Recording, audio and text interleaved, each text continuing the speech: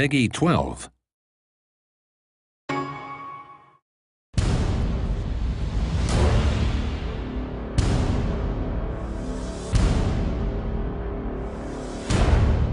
Hi, this is Tim Schwalk, producer on Heroes of Ruin at InSpace, and today we're going to focus on multiplayer gameplay and the Gunslinger. So here I am as a gunslinger in the Frost Reaches in the second half of the game. At this point, the goblins have some information that I really need, but before they'll help me, the goblin chieftain's requiring me to help them with a few of their experiments. The gunslinger is the most mobile of our characters. He's a great ranged character who does decent damage, and he's very good at weakening enemies with debuffs, putting negative effects on them. While he has more health than the Alchitect, he can become more easily overwhelmed by a group of enemies. He deals more direct damage to single enemies, making these glacier golems easy pickings. Here I'm using a mix of my default charge attack, my powerful bullet storm ability, and bullet barrage, which allows me to strafe as I fire. He's strong enough to play alone, but he's fantastic paired with other characters. For instance, the Gunslinger has some great moves that stun enemies, and the Vindicator has some moves that take advantage of that, dealing automatic critical hits on stun enemies as one example. I don't have the energy.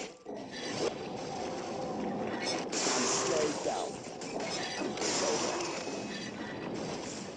Here I'm using the armor-piercing buff, which allows me to fire through enemies, dealing damage to those behind them. That's what I'm doing. Excellent. Oh yeah.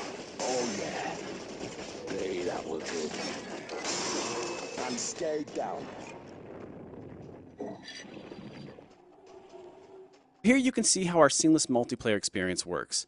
As a host, you'll get a notification when someone joins or leaves your game, and at that point, the difficulty of the level will adjust itself on the fly.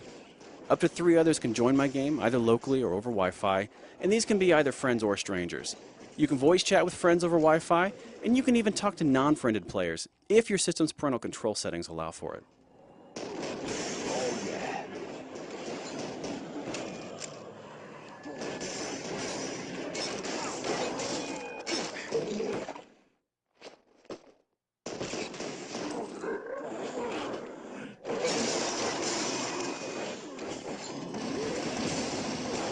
That's what Once we clear out these enemies, we're going to face the giant ghoul Iron Fist.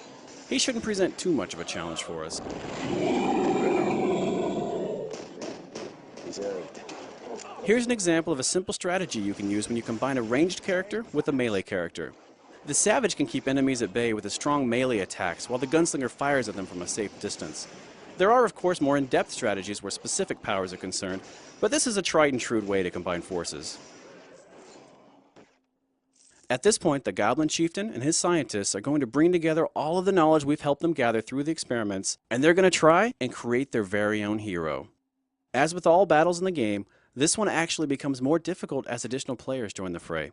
Of course, with additional allies, you open yourself up to all sorts of strategic advantages. Unfortunately, something goes terribly wrong, and we're left to clean up the mess.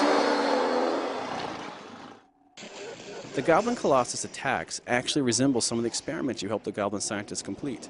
The Goblin Colossus also becomes more dangerous as he nears death. He has a desperation buff that boosts his damage potential when he's low on health. One cool thing to note is that all buffs are shared between party members at certain distances when they're at their max level. Another cool thing is that you can earn benefits by playing with your friends. Heroes of Ruin is a lot of fun when playing alone, but the full potential of the title is unlocked when you join the quest to cure Ataraxis with other gamers. Watch for Heroes of Ruin, coming soon exclusively to the Nintendo 3DS.